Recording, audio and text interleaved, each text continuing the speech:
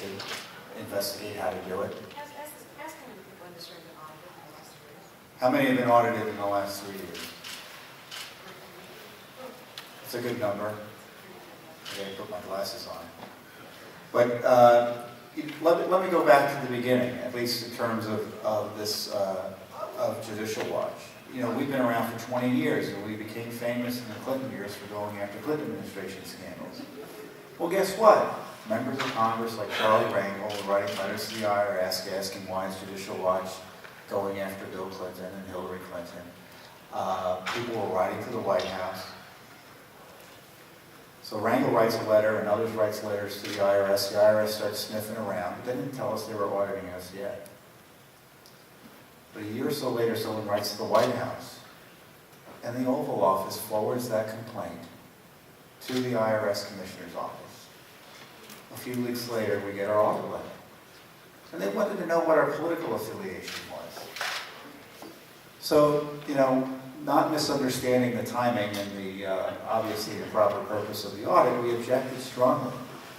And we met and fought and sued and battled. But we had meetings with IRS officials, during which we were told, what do you expect when you scrutinize the government? If you scrutinize the government's going to scrutinize you. What do you expect if you sue the president? What do you expect?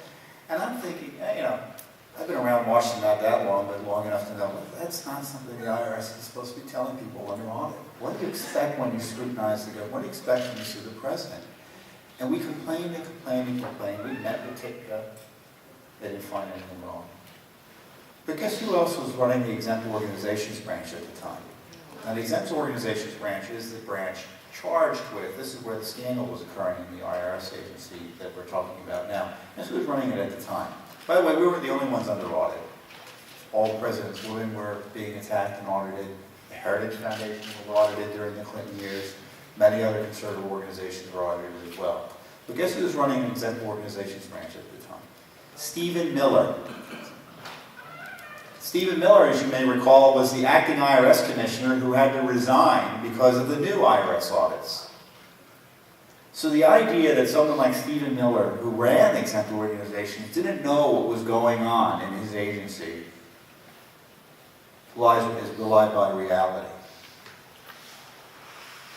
Now, Stephen Miller, every time we went to complain to him about what we were suffering, they expanded the audit. So in the end, Judicial Watch was audited for the first 7 years of its tax returns.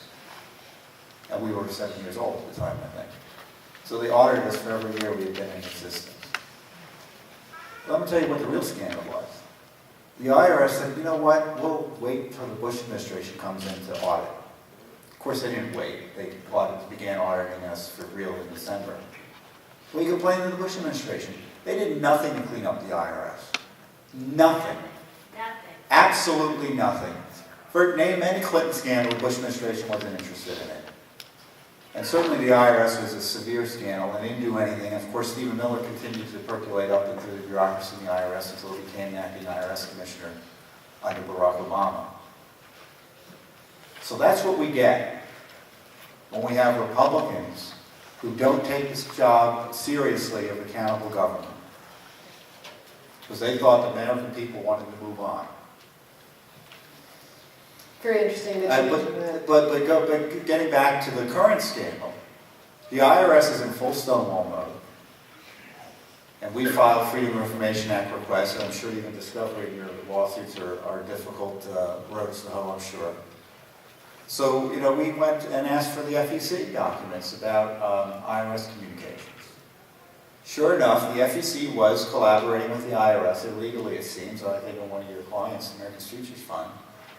So it goes beyond just, as we've heard before, just the IRS, it goes to other agencies. The Federal Election Commission snooping around IRS files, and Lois Lerner communicating with the FEC about essentially secret investigations or lawless investigations the FEC was conducting into conservative C4s. And I can tell you this, you know, we are doing a lot of great work here at this table, trying to expose what's going on, but it's not working in the sense they haven't stopped. These C4 regulations that are being talked about are completely lawless. And what happened was that the left, the professional left, wanted the IRS changed the rules in 2010 to suppress the Tea Party. The politicos wanted it as well on the left. And the IRS was very nervous about it because they knew to do that would upend the law. And they can't do that on their own. So they just stalled on the applications and came up with ridiculous questions to make it impossible to comply with their processes. And it had the effect of suppressing an entire movement in the run-up to an election. And that's how you steal an election in plain sight, in my view. These C4 regulations are not just about C4s. These are about all non-governmental organizations, to use the non-profit term of art. You know, I meet with a lot of people from abroad who come and, as you might imagine, they're interested in what Judicial Watch does. And we're very unique, even in the Western world, of having a vigorous civil society outside control of government that can be independent critics of the government. You go to Great Britain and France and the Scandinavian countries, they don't really have a conception of organizations like Judicial Watch or the Tea Party. And if they did, they would be virtually government-run. And the statists understand that in Europe, and they understand that here in the United States, so that's why they want to suppress the non-governmental organizations that are critics of the government. So when the IRS says, by the way, we're thinking of changing these rules on C4s, here are the rules, they also ask, you tell us what we think should happen to C3s, and C5s, and C6s. And I tell you, if these rules go through for C4s, intervention in campaigns is strictly prohibited for C3s like Judicial Watch. And there's a rule out there that C4 is mentioning a candidate around a time of an election, which is virtually any time of the year. You're going to have to be very cautious as a C3 in terms of doing activity that is, quote, prohibited by C4s, but technically is allowed for C3s. This is going to bleed over to these other organizations. And don't believe, just because there are leftists that oppose these regulations, and some do for honorable reasons, it seems, the left is willing to kill their own if it means destroying non-governmental speech in this country. I have no doubt about it. There will be leftists who object to this, whose objections will be overridden in favor of the so-called greater good of controlling our speech. So this is a dagger not only at the heart of the conservative movement and the Tea Party, but at the heart of the First Amendment, the IRS is. And the IRS, to fight back these regulations that we suggested, is not going to be enough, because they're going to be implemented by hook or by crook. You can see that currently. I mean, practically speaking, they are being implemented, as Peter reported. But the IRS has got to be defanged.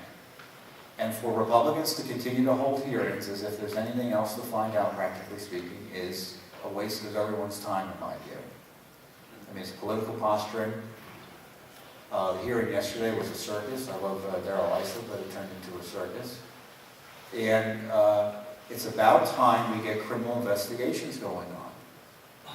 That should be the only thing we're talking about. There needs to be people who go to jail for abuse of the IRS. There are people who release information. There are people who release information illegally, misusing files and misusing the powers of the IRS for political purposes is outrageously illegal. That abuse of the public trust needs to be prosecuted. And the president is responsible. Is he criminally responsible? I don't know. Certainly the IRS officials were at the White House for records numbers of visits, so I don't know what went on over there. So I'm not willing to exonerate him. But he is responsible. And if we had a sensible government, he would have resigned for allowing his IRS to abuse his political opposition. So people were dying in the streets over in Ukraine. People being jailed because of because they were politically opposed to the ruling regime. That was what the IRS was doing. So we need to continue the litigation, we need to continue the investigations, but we need to demand criminal accountability, because the Republicans will hold hearings for world without end, especially in an election year.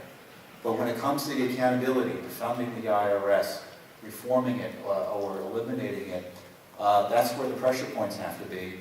And certainly, without a criminal investigation, independent criminal investigation, not run by something with a special counsel, the ones that were, the last one was famously appointed only during the Bush administration. There's been no similar special counsel ever appointed, I think, during the Obama administration, except maybe to investigate the people defending us from terrorists.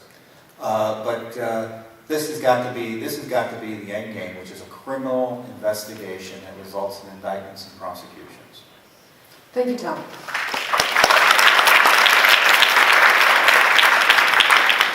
You know, to me, a very interesting point there that even when the Republicans had the House, the Senate, the White House, and all the things that they were complaining about when they didn't have one or any of those branches, by the time they get them, they sort of stall and they decide not to do anything.